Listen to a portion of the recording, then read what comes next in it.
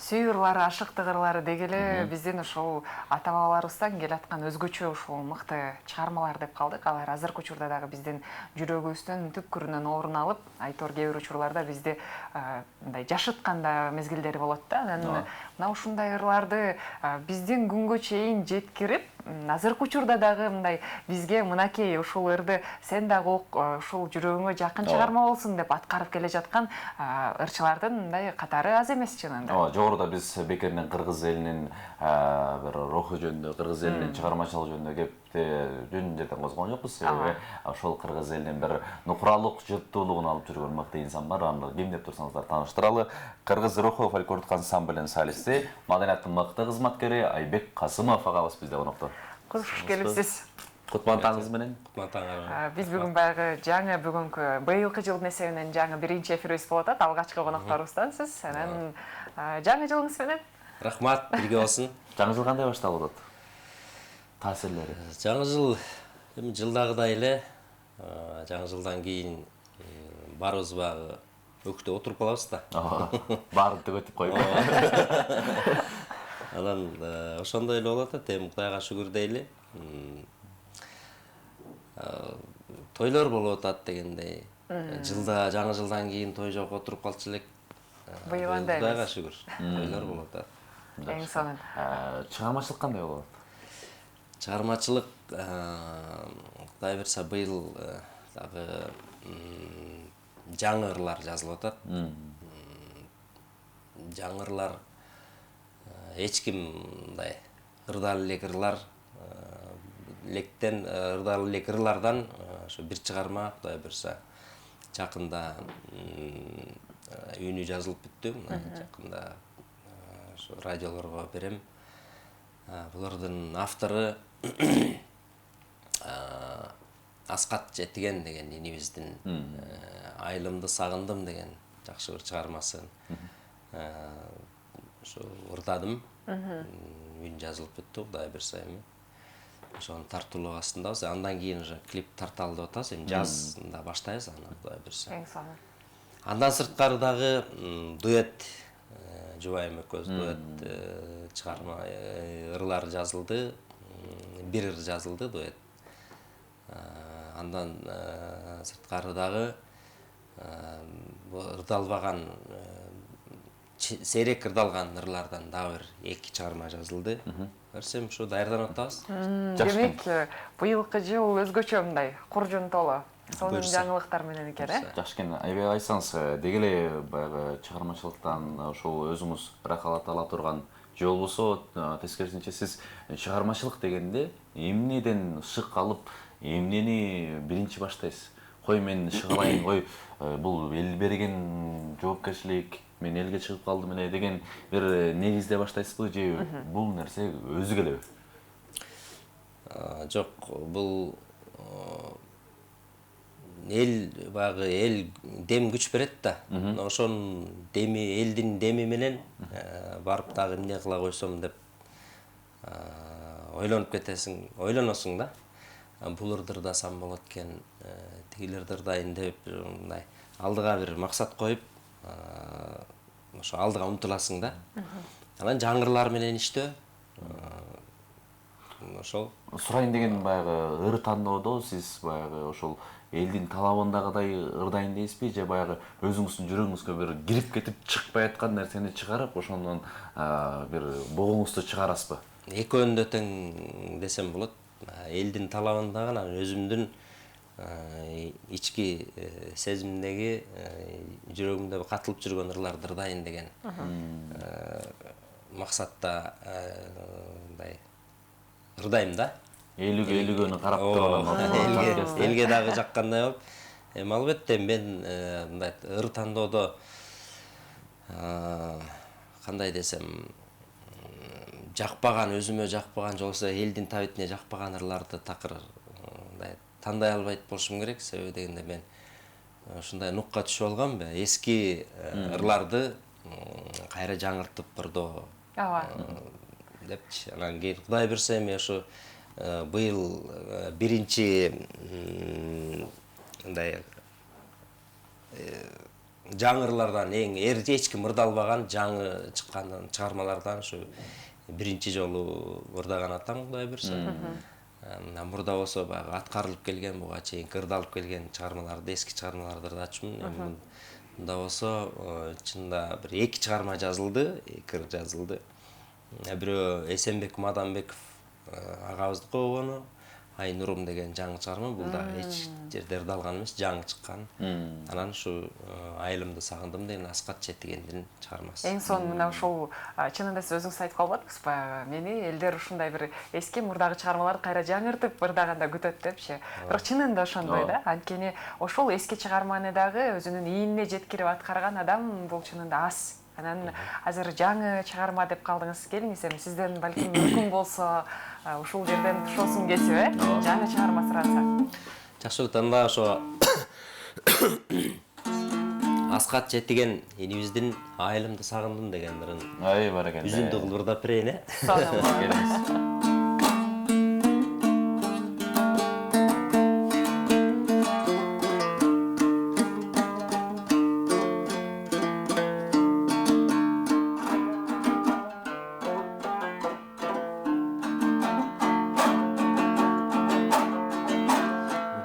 Жетелеп колдон бөбөгүм, колума алып белегим, аскалың айтууну көргөндүң ай, Айылымага келет жөнөгүм. Аскалың айтууну көргөндүң ай, Айылымага келет жөнөгүм. Ай, баракалла. Ак кайың терек зыңгырап, арыкта суусу шыңгырап,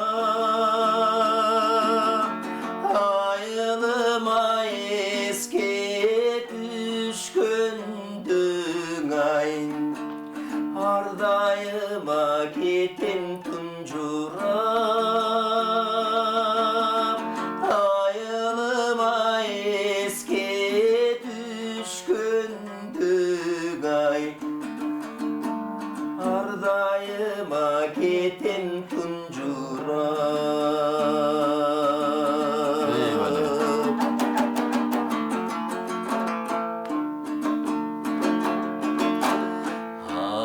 Казосуңду багыңды алып иштеп айтум артагынды, алып элең учуп жүрөгүм ай, Айылымдың аядан сагындым. Алып элең учуп жүрөгүм ай, Айылымдың аядан сагындым. Айылымдың аядан сагындым. Айылымдың аядан сагындым.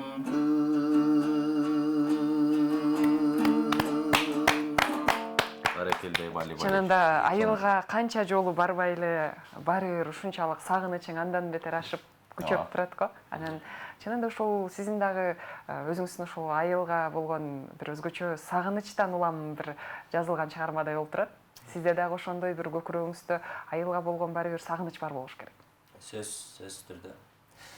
Айылда жүргөн кезде кимдер гана сагынбайт? Баарыбыз эле айылдан чоңойдук да. Мен айылда жүргөндө ушул чыгарманы угуп алып, ушу айылда жүргөн күндөрүмдү эстеп, дароо ушул балалык кездер, айылда жүргөн кездердин баары эске түштү да. Мен эң алгач ошо YouTube'дан Аскат Четигендин ырын угуп отуруунан Айылымды сагындым деген ырын башында айтыптыр да. Мен деле бир ырдап көрсөм болот болуш керек, чыгарып көрсө бир чыгарма. Эми бул чыгарма бир аз Абдулла Смалдыбаевдин ырларына бир түспөлдөш болуп кетет. Тез аябай таң калып карап калдым да, мындай. Кайсы ыр болду экен, кандай ыр болду экен деп.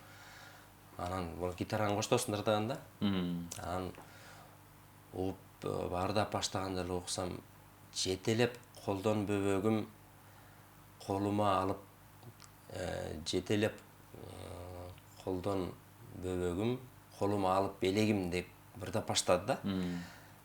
Анан дароо Сизге окшош. менин айылда жүргөн кезимде инимди колума жетелеп алып жүргөн, ойноп жүргөн кездерди эстеп кеттим да дароо. Анан аябай обону дагы жакта аябай мындай кирип кеттим да ушул ырга. Анан 2-3 жолу уктум, 4 жолу уктум, 5 жолу уктум, дагы уктум. Аябай жүрөгүмө жакын мындай чыгарма болуп кетти да. Аябай жактан анан кийин ойлонуп жүрдүм, анан бир күнү Аскатка чалып сурайын ушул ырды деп, анан кийин Аскатка чалып сурасам, Аскат ооба Айбек байке, чоң рахмат. Мен өтө кубанычтамын. Сиз сураган, мен кантип бербейм сураганыңызды. Макул деп, анан кийин шартын жазадык дегендей. Анан кийин ошо былтыр күзүндө алгам сурап. Анан кылдаттык менен иштедик десем болот. Анын аранжировкасын Мирлан Абдраев деген инем жазап берди. Чопо-чоор сыбызгыларды коштук, комуз кошулду дегенде, анан ошо чопо-чоор сыбызгын айта кетпесек болбойт. Бул чыгарма аранжировка коштогон Асылбек Насирдин, Кыргыз Республикасынын еңбек сиңирген артисти. Ошол Асылбек коштоп берди чопо-чоорлорду. Анан аябай мындай шикарный десек болот, орусча айтканда. Шөкөттөөсү мыкты деңгээлде болду. Эми Кудай буйрса үйүн жазылып бүттү. Азыр эми тазаланууда. Кудай буйрса жакында элге тартуулайм. Керемет баягы сиз айтып атпайсызбы, ушуну азыр айылым жөнүндөгү чыгарманы айтып атсаңыз, мага эсиме келип кетти да, биздин ошол айылда мындай бир дөңсөө жер бар эле. Анан топурак аябай чаң болчу да. Бирок ошол жерден негедир оюндун уюткусундай балдар такыр кетчү эмес да. Анан азыр ошол көчө эсиме келип атат да. Дегеле сиз айылга канча барып турасыз, бат-бат барып турасызбы, ай сайын барып турасызбы? Айылга аз эле барып турабыз. Эми баягы турмуш шартыбыз биякта болуп атпайбы Бишкекте. Бирок мен айылда түтүнгө кирип алгам. Кадимкидей жамандык жакшылык болгондо барып катышып турам. Бирок айылга барганда айылдын баягы ар бир инсандын өзүнүн туулган айылынын топурак алтындык коет го. Ансаңарда айылга барган сайын мындай бир эс алып келесиң да, терең дем алып, багы бала кезде жүргөн кездериңди эстеп. Эми азыр чында мурункудай айылдагыдай эмес. Мурун ушу мен бала кезде эсимде, ушу көчөлөрдүн баардыгы бирдей мындай штакетник. Сөзсүз баардыгы штакетник. Азыркыдай тосмо дубалдар жок. Баары жыгачтан тозулган, биrini бири көрүп, жыгачтан тозулган эле, мындай союлдан тозулган дарбазалар, эшиктер эле болчу да. Ошолордун баардыгы эсимде калыптыр. Эми азыр чыксаң бир аз башкачараак, дубалдар пескоблоктон салынып кеткен. Анан баары өзүнүн жыты бар. Өзүнүн айылдын өзүнүн бир жыты бар, тартып турган бир касиети бар да. Мен сурап бердим деп ушул жерден. Сиз ырчы болбой, айылда эле калганыңызда ким болот элеңиз? Эмне болот элеңиз? Мен ырчы болбой айылда калсам, эмне менен? мал багып чабан болмок болушум керек. Ошондо да жатып алып ырдамакмын деп койсо. Мен анткени бала кезде көп кой кайтардык да. Анан менин тайкем, Талай деген тайкем бар да, ошол экөөбүз кой кайтарабыз. Анан ал дайыма ышкырып жүрөр эле. Анан эмени танцор дисконун эмесин ышкырып жүрөр эле да. Мен ал кезде танцор дискону көрө элек маалым болчу да. Анан ушинтип дайыма кой кайтарып кетебиз, анан ал астыга кетет ышкырган боюнча. Ошону угуп алып мен койду айдап жөнөйм мен дагычы. Кандай ыр болду экен. деп эле ышкырып кетет да. Анан бу кандай ыр болду экен. Анан айтып берет. Монтип соккондо, анан ал кезде азыркындай видео жок, компьютер деген жок. Тансор диско чыкканда монтип урганда ыргып кетип, кирпичтин арасына учуп кетип, анан тепкенде жыгылып, анан 2 метр учуп кетип десе эле бизге аябай эме болчу да, жомок болчу да. Бул кайсы кандай кино болуп экен? Кызыгып жүрүп отуруп ошол ырдын ышкырыгы мага кулагыма сиңип калыптыр да. Анан Тансор диско келди дегенде мен эми балык айылда чоңойгон жокмун. Мен балыкчы шаарында айылда төрөлүп, бирок 1-классты аяктап эле анан кийин 83-жылы балыкчы шаарына көчүп кеттик да. Бирок балыкчы шаарында чоңоюп, ошол жактан өстүм. Бирок каникул сайын айылга барам да. Анан ошол Тансор дискону айылдан барып көргөм. Кызыгып барып келиптир десен, анан клубка барып алып анан мындай актай тиги тамдын боруна коюп алып көргөнбүз да ошондо кинону. Ошондо уккам да жана Тансор дисконун. Сонун чынында кандай десем, бул дагы сиздин бир балалыгыңыздагы өзгөчө бир көзөрмөн болду го. Анан сизден дайыма баягы биз дагы ошол бизди көрүп жаткан көрүүчүлөр дагы сөзсүз түрдө акчынын чыгармасын суранбай койбойт. Келиңиз эми кой кайтарып жатканда бир ошол көзөрмөмдү элестетип ордоп бериңизчи. Оозго чийдин сынганын тиштеп алып ырдап жатканда. айылда саман тиштеп алышат да. Эңсели деп атты керек, бирок акчынын ырдап алат.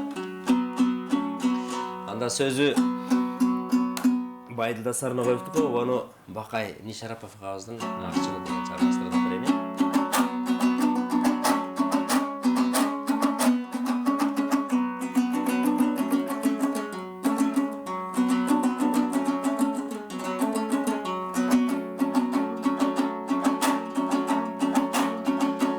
Чаңкаганда чай ичкин деп сен мага элек кылып берген элең жаш сулуу.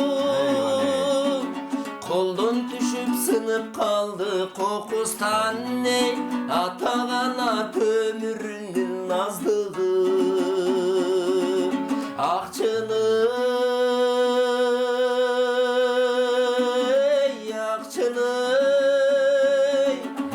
атаган өмүрүнүн наздыгы.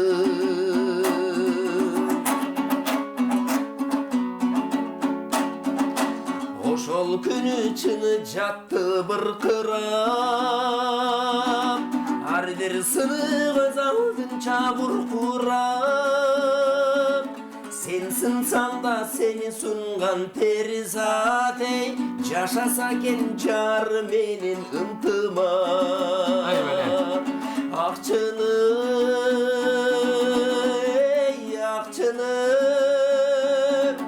жашаса экен жар менен ынтымак.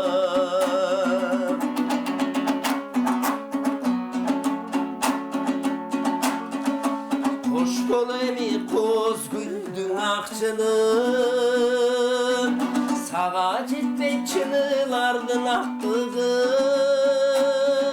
Сен сынсаң да сени сунган перизат, жашаса экен жар менен бактылуу. Акчыны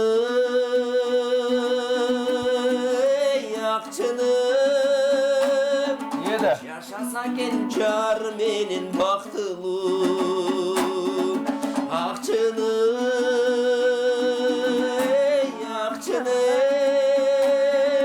жашаса экен жар менен бактылуу. Жашаса экен жар менен бактылуу. Жашаса экен жар менен бактылуу.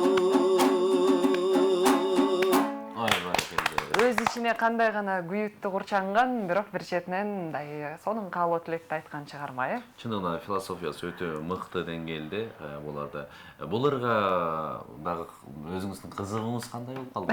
Кантип акчынга келип туш болуп калдыңыз? Ушул сыяктуу да мен айылда жүргөндө ушу атам апамдар дасторкон жайып бир огородко бир тамак берген көрсө азыр ойлосом ошо жапжаш кездер экен, бирок шерине сыяктуу берген окшойт.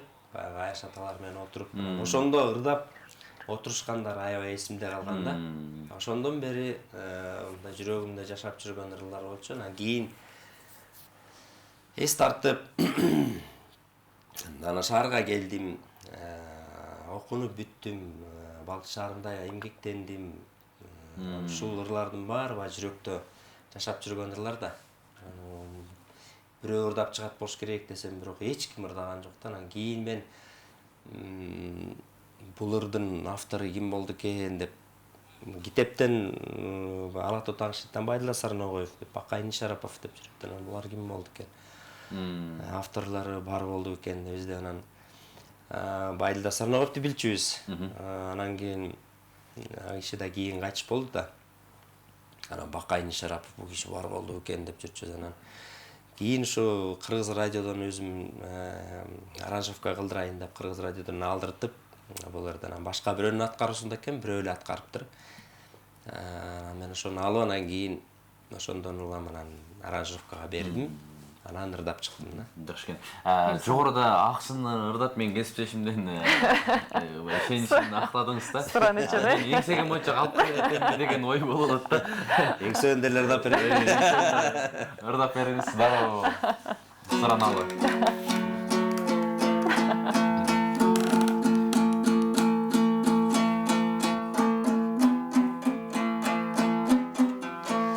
Бул чыгармадагы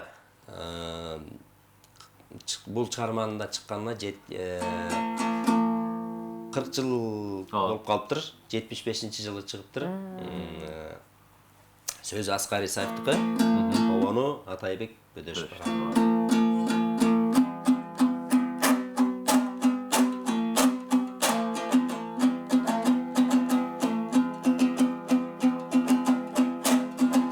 Закымдап кеткен элестер, түшпөсөң эске киместер, түшүрөп жүрсөм аралап, кызгандап терген белестер, жалындап өткөн мезгилди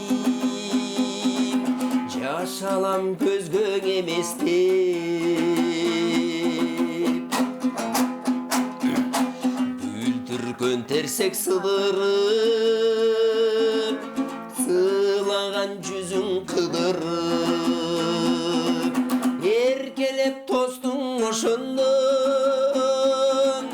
тентисе тентек сыдырым, сыдырым болбой эмне деп, ичимден тынгам сызылып.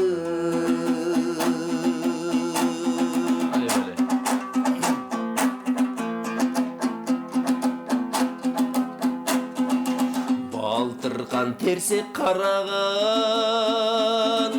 балтырым чийип канаган, Карабаяга кечкенсиң, суктатып сууга жалаган, суу болуп калбай эмне деп, ойлорго чөккүм аламан, эзелкиң ойлор аламан, булутта эрип тараган, жаштыктын жашыл элесин эмгиче кетпейт санадан,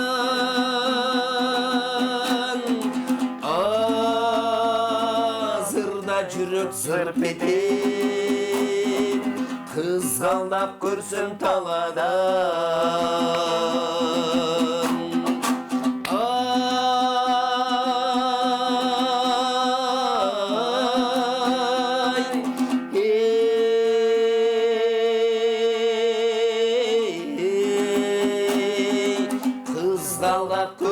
таладан,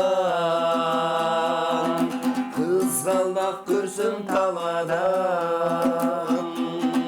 таладан, таладан. Менин да суранычымды, сиздин да суранычыңызды четке какпайм. Мына ушундай сонун кандай десем баягы ырдап бергенине биз дагы ыраазычылык билдиребиз. Ооба. Келиңиз, жалпы кыргыз элине сизден бир каалоо тилек болсун. Эми биринчиден ушул жалпы пирамида каналына терең ыраазычылык билдирели. Анан жалпы элибиз тынч болсун, өлкөбүз өнүгүп өссүн. Дайым ушундай ырым айрамдарда гана жолугушалы. Рахмат. Чоң рахмат. Чоң ыраазычылык билдиребиз, чыгармачылык ийгиликтерди каалайбыз. Ардактуу телекөрөрмандар, мына ушундай бизде конокто мыкты инсан десек болот. Кыргыз руху фольклордук ансамблинин солисти, малайыктын мыкты кызматкери Айбек Касымов агабыз бизде конокто болду.